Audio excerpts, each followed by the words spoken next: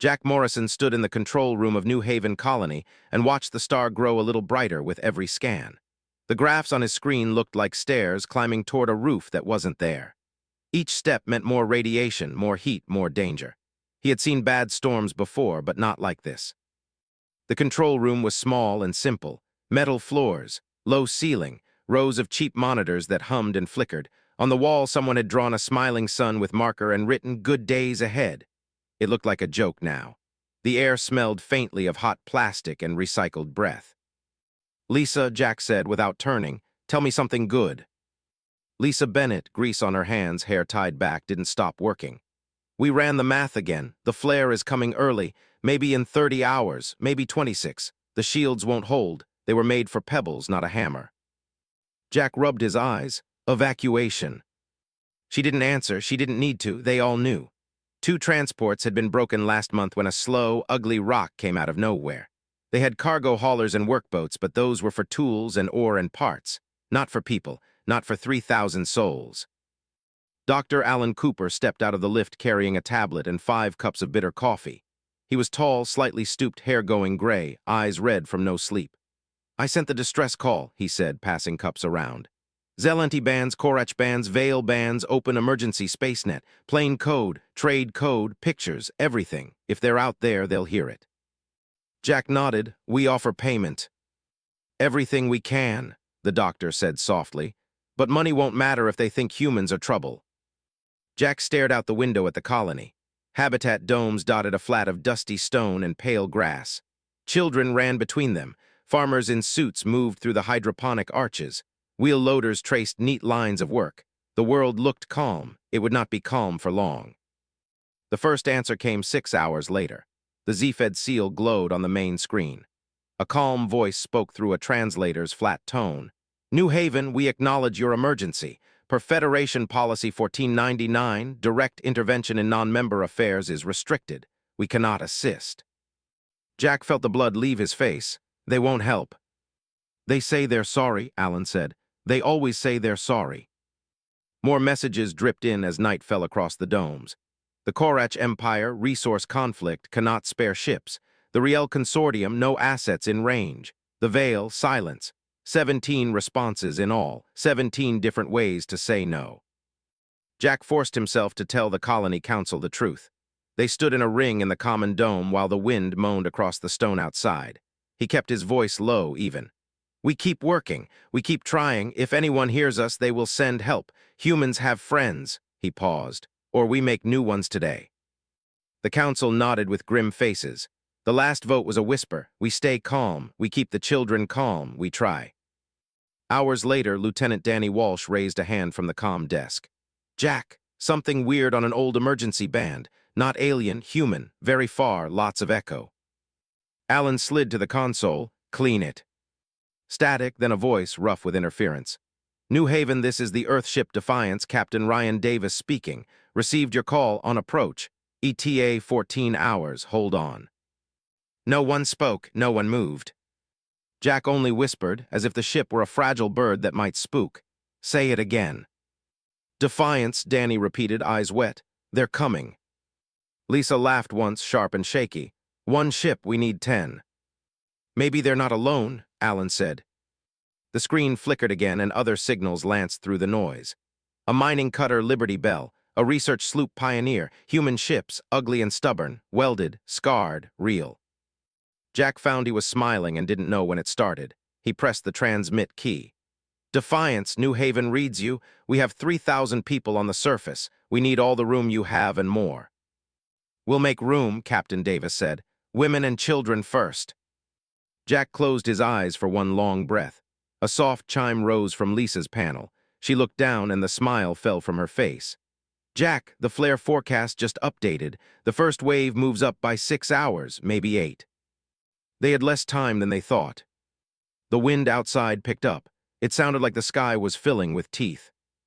Defiance arrived first, big as a small town and twice as noisy.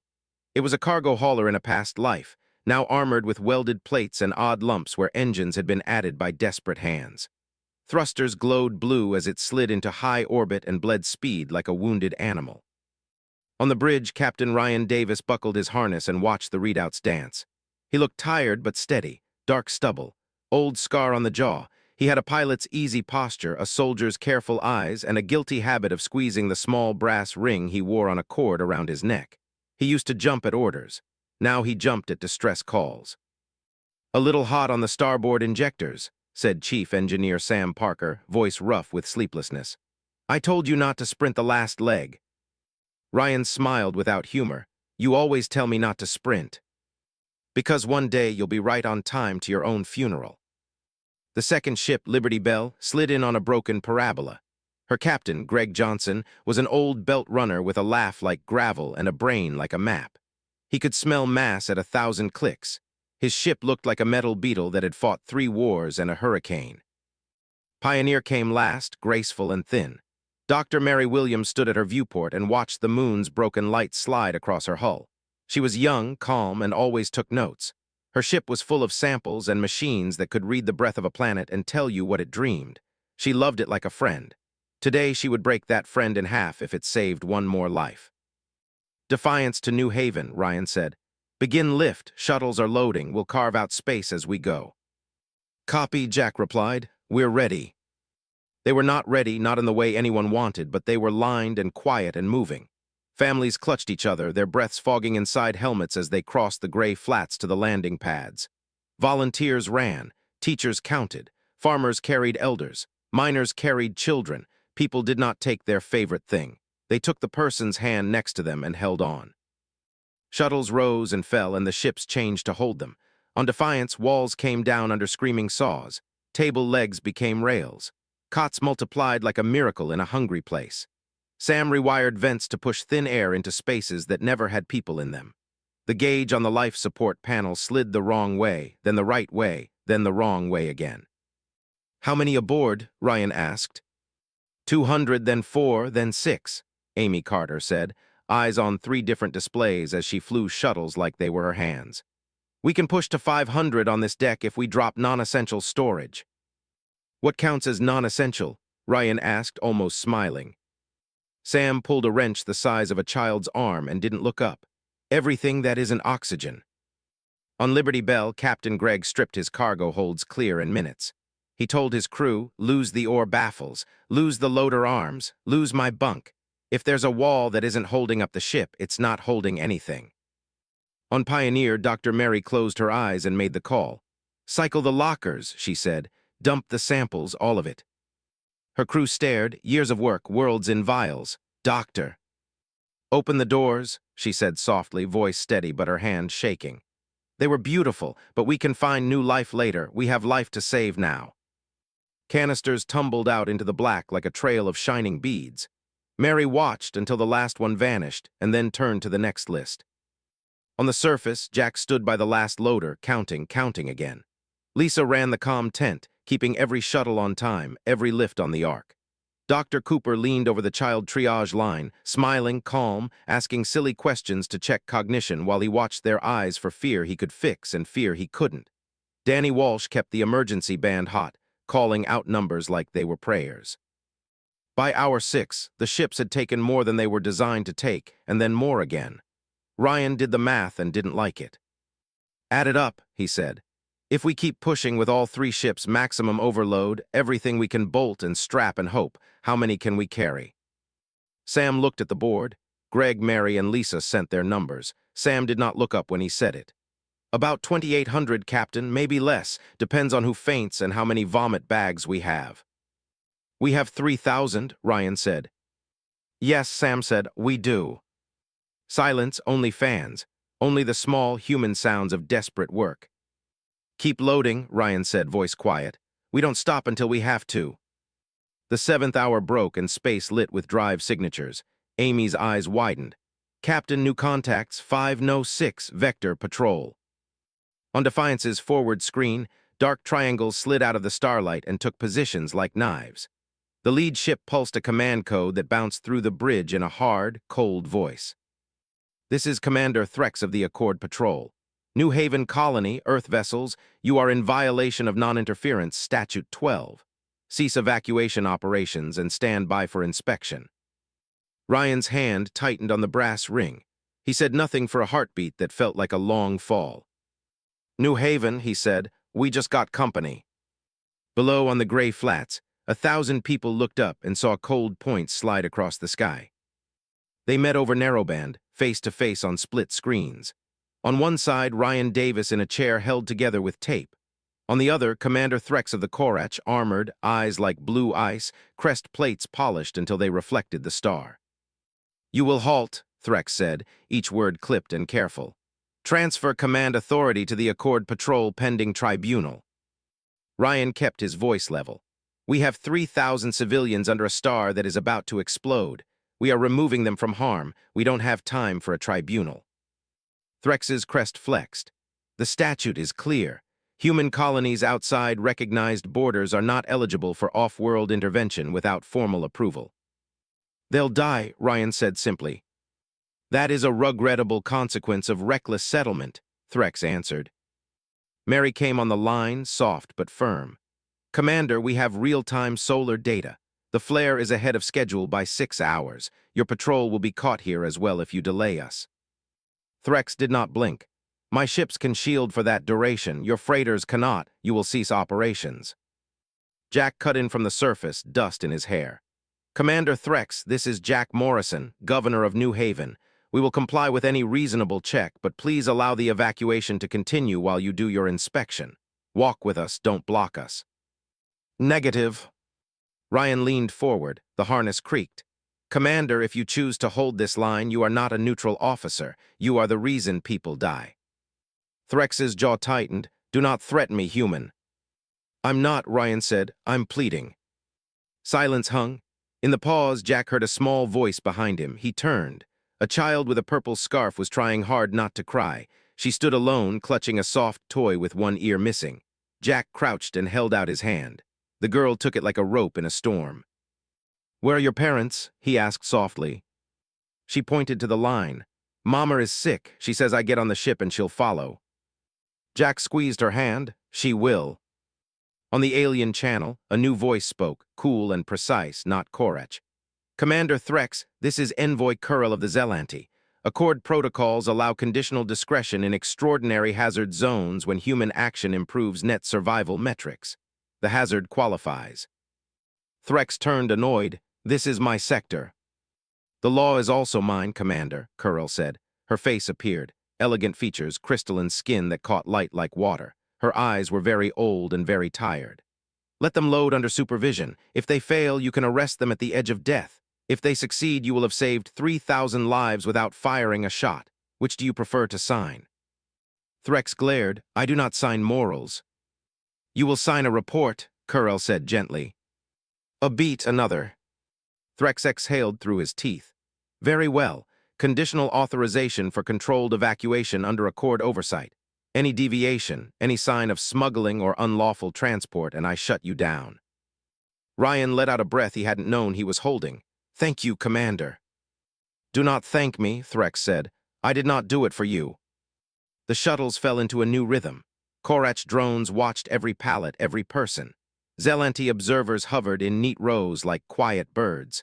The work moved faster now because fear had a new shape, a narrow doorway with a light on the other side. Lisa stepped to Kurl when the envoy visited the pad, flanked by 2 silent aides. "You saved us minutes, maybe hours, thank you." Kurl studied the sky. Her voice was low. "Saving you minutes is not saving you. The flare is unstable. We may all have less time than we think." "How much?" Kurl's crystalline skin brightened and dimmed as she ran a mental calculation. "My models say the first particle wave arrives 3 hours earlier than your ship estimates. That means—" The ground shook, not from quake, from sound, from alarms that all began at once when the star's outer layers shifted and screamed. Danny's voice tore across every channel at once. "Update from the solar array, the pre-flash spike just jumped. We lost 2 satellites. The flare may start now." People looked up. The sky looked the same, the screens did not. On Defiance, every alarm lit red. On Liberty Bell, a coolant hose burst and steam filled the bay. On the surface, the child with the purple scarf started to cry after all. Jack lifted her and ran. Evac everything that moves, Ryan said, calm, too calm. We leave in 90 minutes or we don't leave at all. Amy said, fingers flying. Sam, cutting power to everything that isn't engines, shields, fans, and toilets, Sam said. And I'm considering the toilets. On the pad, the choreography turned wild. Shuttles landed into dust, doors slammed open, hands pulled hands. Lisa tore down 3 of the comm poles and turned their batteries into a last-minute booster for the shuttle arc. She tossed the dead poles aside without looking and ran the cable herself with blood running from 2 fingers where the insulation had bit her. Curl moved among the lines like a thin blade, speaking in a soft voice that somehow carried. Eyes on me, breathe, your children are watching you. We go faster if we go calm. She bent to the purple scarf child and cleaned her tears with a square of white silk. I will carry your toy, she said. You carry the bravery. The child nodded, face serious. Threx watched and said nothing. Greg Johnson called from Liberty Bell. Captain, I'm full to the hatch ribs. If I take more, I'm flying a brick. You've flown worse, Ryan said. Fair, Greg answered, then to his crew, strap the brick. Mary Williams moved through Pioneer's corridors, turning science into hall space. This cabinet, she told an engineer, rip it out with your teeth if you must. She stopped when she reached a row of small, sealed drawers. She pressed a palm to one and held for a second. The label read, Valera Prime Seed Bank. She closed her eyes, opened the drawer, and poured the clear capsule seeds into a cloth. She tied it and looped it to her belt, one pocket of hope. The rest she dumped into the reclamation chute. Jack sprinted up the ramp into a shuttle last among the last. He set the purple scarf child in a seat, pressed the belt across her, and looked back at the line. Dr. Cooper stood at the hatch and counted until he had to give his last numbers up and get in. He paused when he saw a young mother stumble. He hoisted her son into the shuttle, then set her in the next seat and buckled her in with hands that were gentle and fast. We'll see the stars, he said. Not like this, but we will. Up in orbit, the Accord Patrol tweaked positions. Their ships moved into a protective arc instinctively, like a school of armored fish. Threx barked orders the way he'd learned as a young officer when his world still had oceans. Layer shields, cross-feed the humans. No politics now, later we can argue. Curl listened, eyebrows raised. You do sign morals, Commander, you just say them in other words. He ignored her. Defiance, Amy called. Final shuttle inbound, 37 over manifest. 2 crying, 1 goat. We have a goat, Sam asked. We do now.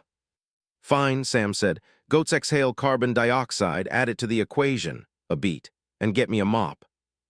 The flare's first particle wave struck the stars' inner planets and screamed in radio. Every old metal thing in space sang like a bell. Screen noise doubled. Power lines thrummed. New Haven's far antennae blew like dry grass and fell. Time, Ryan said. 54 minutes, Amy answered. Convoy, Ryan called, opening all channels. You all have your jump stack. Affirmations rose from each ship, humans and one reluctant alien voice among them. Threx spoke last, curt. We will escort until the hazard line. Thank you, Ryan said. Do not, Threx warned. Make me regret basic decency. Wouldn't dream of it, Ryan said. He turned to Sam. We need 10% more margin to make the dust wall. Sam blew air out through his teeth, eyes on numbers. We could cold-soak the coils and run the injectors over spec. We risk a burn-through, and then we have a floating coffin. Or we don't make the wall, Ryan said, and the solar wind eats us. Sam scratched his chin, then nodded once. Over spec it is. On the surface, the very last shuttle lifted. New Haven shrank below like a ring of small white stones around a fire pit. The domes glowed. The little fields glowed. The cheap sign in the control room, not seen, but still there, glowed. Then the light ran across them like a sheet, and the sensors clipped white. A scream went through everyone's head who was listening to the space net when the planet's magnetosphere snapped like a broken string. Go, Jack whispered, even though the shuttle was already moving as fast as it could. Go. Amy's hands fluttered and then stilled. All aboard, Captain. Ryan closed his eyes for a second and saw a brass ring and a tiny kitchen where laughter used to live. When he opened them, they were steady again. Convoy, this is Defiance. Burn. Engines lit, the ships climbed. They did not outrun the sun. The flare exploded early. Radiation hit like a wall of needles and heat. The first wash stripped paint and pride. The second tore at joints. The third found every corner where engineers had said, We'll just fix that later. Defiance shuddered. Lights went dark and came back harsh and red. Sam swore in a language that did not have soft words. Deck 4 breach. Seal it, Ryan said. Amy, climb steep. We'll hide in the patrol's shadow. Copy. Liberty Bell took the wave on her nose. Greg laughed once ugly as sparks rained across his lap. I've had breakfast rougher than this. Behind the laugh, fear hammered. He punched stabilizers with a fist. Hold together, you old roach. Pioneer's main board flickered and died. Mary slammed a hand to the secondary. Manual, yes, hello. She kept her voice smooth to calm the kids packed in the science bay. Everyone count with me. Inhale, 1, 2, 3. Exhale, 1, 2, 3. See, we breathe together. The ship hears it. Eagle, the patrol's small cutter, dove into the flare with a pilot who flew like a pencil thrown at a target. Commander, the pilot yelled, I'm covering their belly. She parked her ship where the wave would eat her shields first. She did not move. Threx's main cruiser pulsed power into a broad shield that covered too much area to be efficient and did it anyway. Hold, he said, voice flat. His crew looked at him like they'd never seen him before. Curl watched the lines climb into red and beyond, and said a quiet prayer in a Zelanti whisper that sounded like pouring water over stone. Damage, Ryan asked.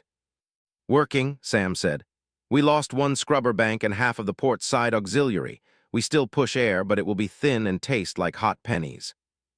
Thin is fine, Ryan said. Pennies are fine. Captain, Amy said, we have friendly chaos. Freedom's nav is fried. Hometown's hyperdrive just waved the white flag. They can't jump. How many aboard Hometown? Ryan asked. 700, came Captain Bill Tucker's voice. Old, dry, calm as a monk in a storm. Give or take a goat.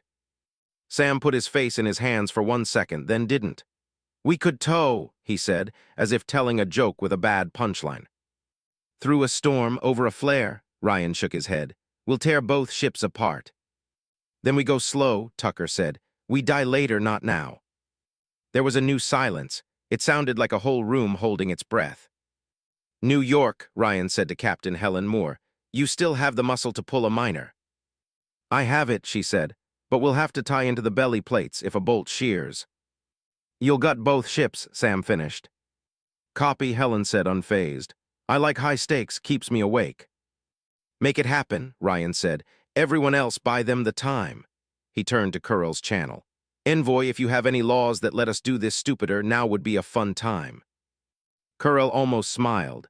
Article 6, in extremis, discretion defaults to the nearest sentient with a spine. She tilted her head. You appear to have one. Helen's crew fired harpoon cables meant for moving mountains. Steel sang, hooks bit. Alarms screamed. The two ships groaned like old whales and then slid, linked into a burn that bent every line on every board. Pull, Helen said, teeth bared. They pulled.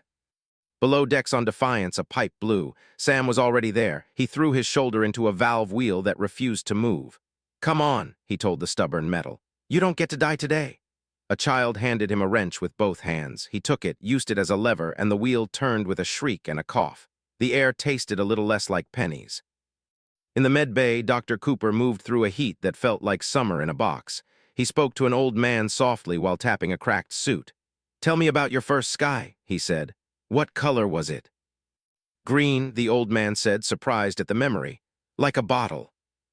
Think of that, Cooper said, and breathe slow. On the surface, there was no one left to see the first pulse of the flare slice the little grasses to smoke. The domes reflected like mirrors, and then the mirrors ran. Push, Amy said. Pushing, Ryan replied. The wave softened at the edges, then hardened again. They crossed into the dying light like swimmers in cold water. Behind them, New Haven's sky bent and broke. Status Hometown? Ryan asked. Still attached, Helen said, and singing bawdy songs in the coupling. We stay on course, Ryan answered. We don't look back. The convoy climbed toward the jump point that would spit them into the dark between stars. That was when the patrol's long-range grid pinged new contacts. Not friendly, not neutral, 6 small lights, fast, privateers. Someone always smelled fear, then followed it. Threx's voice dropped a note. Raiders on Vector 9. They will hit the slowest ship, Mary said, immediate. She had a good head for predators. That's Hometown, Greg said, tied to New York with its pants around its ankles. Ryan put his hand over the brass ring. Convoy, he said, new plan. Of course, Sam muttered, not even asking. We turn around, Ryan said. Into the flare, Amy asked. Into the raiders, Ryan said. We block them, we are the wall. Threx stared. You are already dying from generosity. Must you die from stupidity too? Ryan grinned without joy. We multitask. He set the course. Defiance rolled. Liberty Bell rolled. Pioneer rolled. The patrol's cutter Eagle flared like a struck match. Out ahead, 6 little knives licked their lips and came on.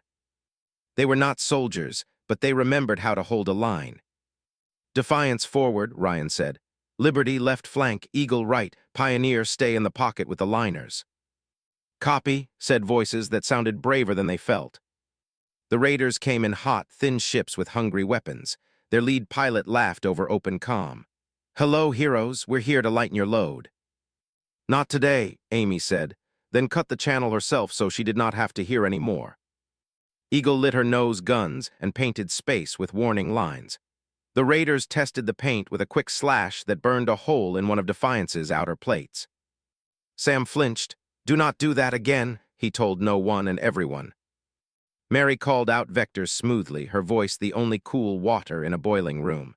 2 at high, 3 in the middle, 1 low. The low one is lazy. He will try a second pass after the first. He is a vulture. Thank you, Amy said. I know where to leave the trash.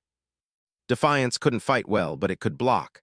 Ryan put his ship exactly where the raiders wanted to go, again and again, like a big stupid boulder in a narrow stream. Liberty Bell wasn't so big, but Greg made up for it by flying like a liar.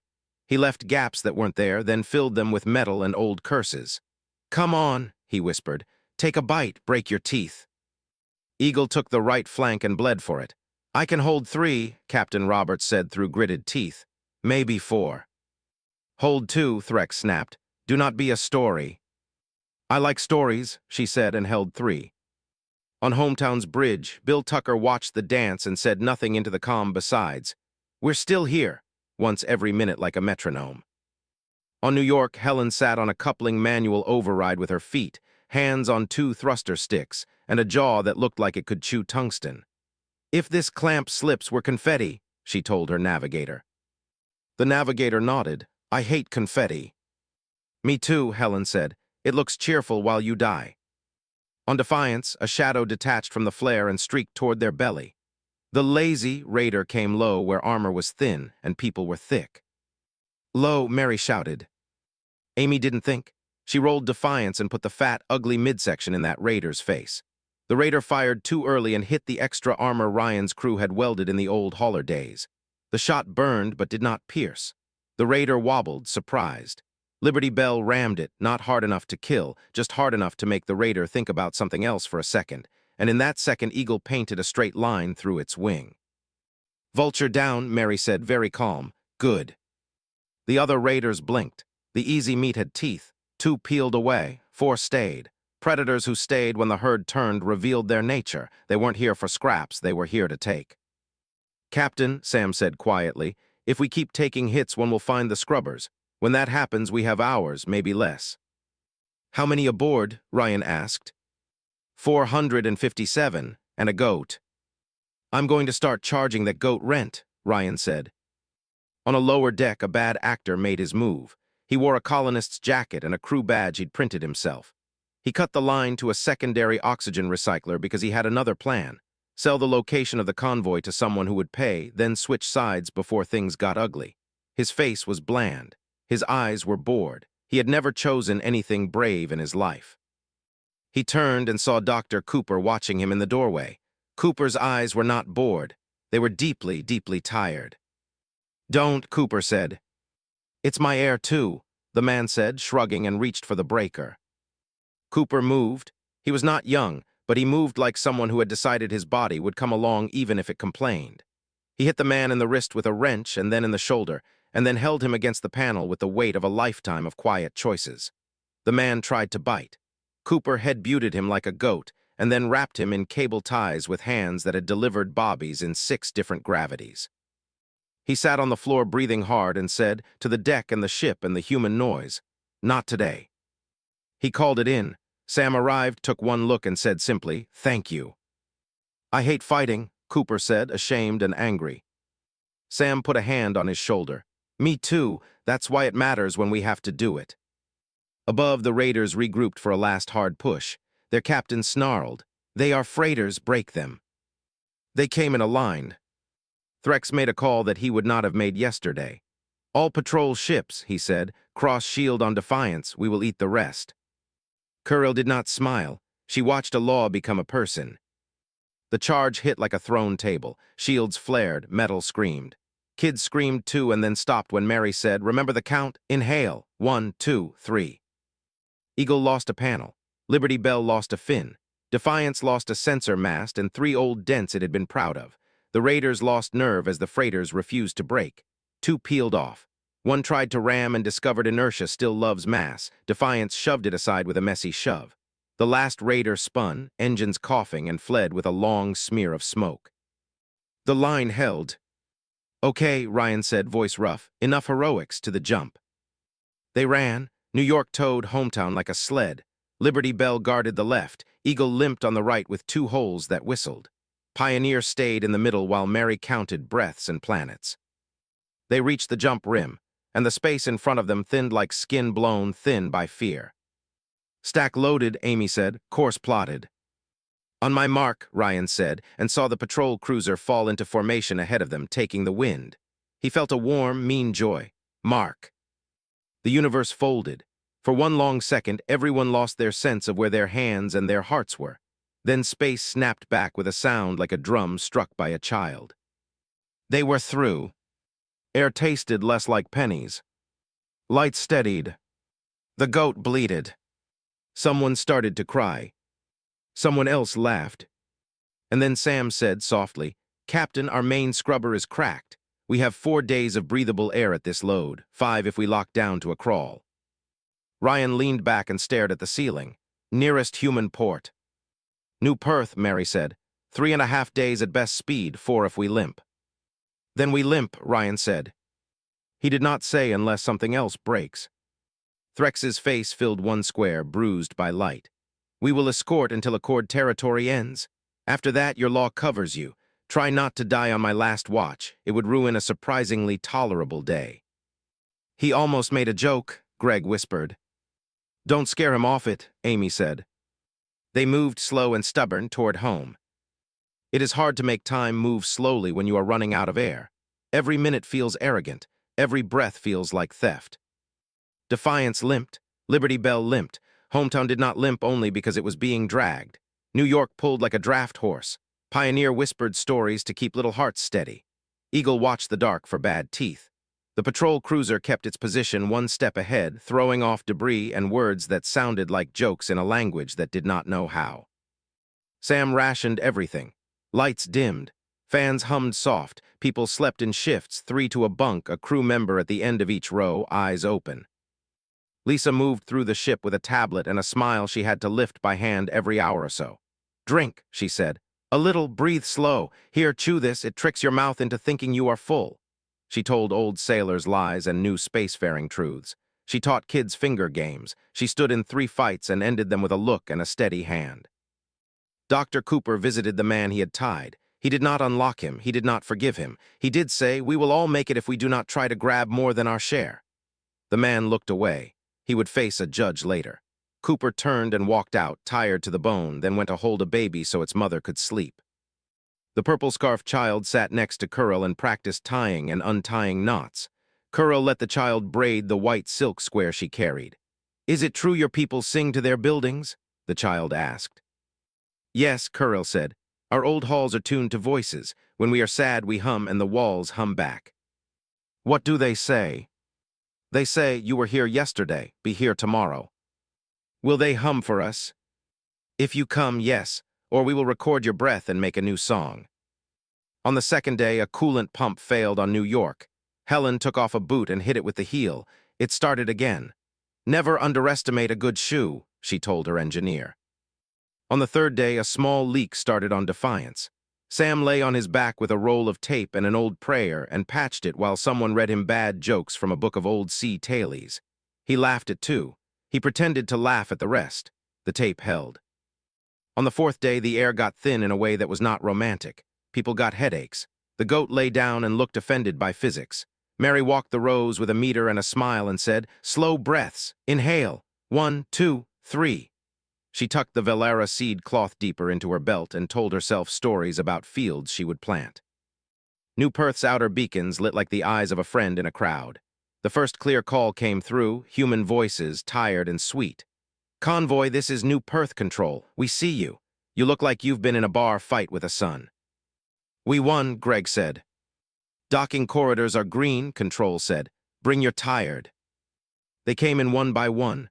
Threx fell out of escort and stopped where his law stopped. He did not speak at first, then he did. "Human captain," he said. "This was unacceptable, inefficient, irrational, disruptive, and successful." Ryan nodded. "Sometimes success is ugly." "I have learned something ugly today," Threx said. "I will not thank you for it, but I will write it down." Kuril gestured a small Zelanti bow. "You can also rest, Commander." "I do not rest," Threx said and cut the line. He would, later, for 1 hour, he would not tell anyone. Defiance docked. The hatch opened. Air slid in that tasted like nothing, like the idea of air. People cried, people laughed. Someone kissed the floor, someone kissed a stranger. The goat stood up, looked around, and acted as if it had never once doubted anyone. Jack stepped out and turned back immediately to help others out. His hands shook. He did not stop helping. Lisa hugged him so hard his ribs popped. He did not complain. Dr. Cooper leaned against a wall and closed his eyes. He slept standing up for 12 seconds, then woke and went to work again. Ryan walked down the ramp on legs that felt like rubber tubes. Admiral, a title someone would try to pin on his shirt later, was only Ryan now. A little boy with a toy spaceship ran up and held the toy out like a medal. "For you," the boy said. Ryan took it. It was dented. It was perfect. "For me," he said, and hid his face for a second that looked like a cough. News traveled fast. It crossed human space like a joy that finally found a road. It crossed alien space like a rumor that would not admit it was hope. People argued. Some praised. Some scolded. The Accord called a session because that is what powerful people do when they feel a hand on their shoulder they cannot see. Robert Kim stood in the Great Hall on Nexus Prime with soft shoes and a hard spine. He told the story. He kept the words simple. He didn't use charts until they asked, and then he used 3 and no more. He did not talk about heroes by name. He talked about choices made by tired people day after day. "What do you gain?" Trade Minister Zevel asked again, the same old question in a new mouth. Robert thought of a goat and a seed cloth and a little girl's purple scarf. He thought of a Korach officer who had made a rule into a rope instead of a wall. He thought of a ship that had held a line. "We gain us," he said, "and sometimes we gain you." Kuril stepped forward and lifted the white silk square. It was now splotched with sticky fingerprints and a purple smear where a scarf had bled color in fear. She held it up like a flag. "We call this inefficiency. Perhaps it is music." Threx did not clap. He did not stand. He did not leave either. Mary spoke once when they asked about loss. "We dumped 10 years of samples," she said. "I kept 1 packet of seeds. I will plant them in the soil of a world that does not know them yet. I think we can call that a fair trade." Greg wrote Vulture Dent on Liberty Bell's nose and threatened to leave it there forever. He did. Helen framed the broken shoe heel and hung it over the engineering console. "Never underestimate your tools," she told new crew, "especially the ones you think are for dressing up." Sam got a tattoo on his forearm of a cracked scrubber with tape around it and the words "Not today." Dr. Cooper did not get a tattoo. He sat with a kid and a book and read about old seas that had big storms too. The kid fell asleep and drooled on his sleeve. He did not mind. Lisa slept for a day and woke ready to argue about how to build better shuttles out of worse junk. She won the argument by showing up with a box of parts and a plan. She always won that way. Jack took the purple scarf child to the edge of a small lake near New Perth's greenhouses and threw flat stones until the child laughed. He said, "Your mother is on the next shuttle. We'll meet her at dock 2. The child squeezed his hand and nodded like a captain. Ryan kept the toy spaceship in his pocket. He would pull it out sometimes and look at it when the room went too loud. He would go quiet and remember a wall of light and a little ship that did not break. Then he would get up and go to work because the work did not stop. He did not want it to.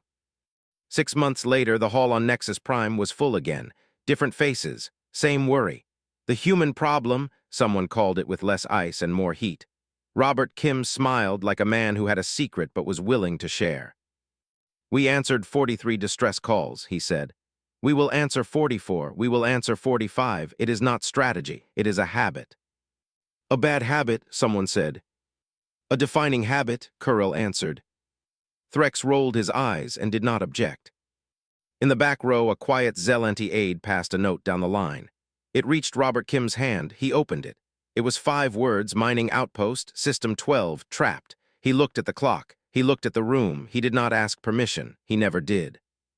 Back on New Perth, a small alarm chirped in Defiance's rebuilt bridge. Amy turned her head and grinned. Another one. Ryan stood, tossed the toy ship once, caught it, and slid it back into his pocket. Plotted. Sam groaned and stood like a man who had been waiting to groan and stand. I just fixed the thing that breaks when we leave in a hurry. Then it's less likely to break, Lisa said, sliding into her station with a coffee and a bandage on 2 fingers she would not explain. Mary stepped aboard with a plant in a pot of soil. Valera seeds sprouted. She set it in the corner where it would get light. For luck, she said. Jack walked up the ramp and shifted a crate with a shoulder. Need muscle. Always, Ryan said. The goat refused to come. It had learned its lesson about space. They did not argue with it. It did not argue with them. That felt like respect. The crew strapped in. The ship hummed. The new scrubber purred like a cat that had finally found a sunbeam. Convoy forming? Ryan asked. Always, Amy said. Any laws in the way? He asked Kuril over a private channel. Always, she said, and then, bring me along. Always, he answered. They lifted, not fast and not slow, but exactly as quickly as a promise that has to be kept without breaking people on the way. Behind them, on the dock wall, someone had painted in thick, childlike letters, "We answer." Ahead in the dark, a light blinked. Not the last, not the first. A voice cracked through the open band, tired and scared and still alive. Is anyone out there? Yes, Ryan said, and the whole bridge said it with him, and somewhere on a dozen ships and 100 stations people who had been saved, or had watched someone be saved, repeated it to themselves like a small, bright rule. Yes, they said, we are.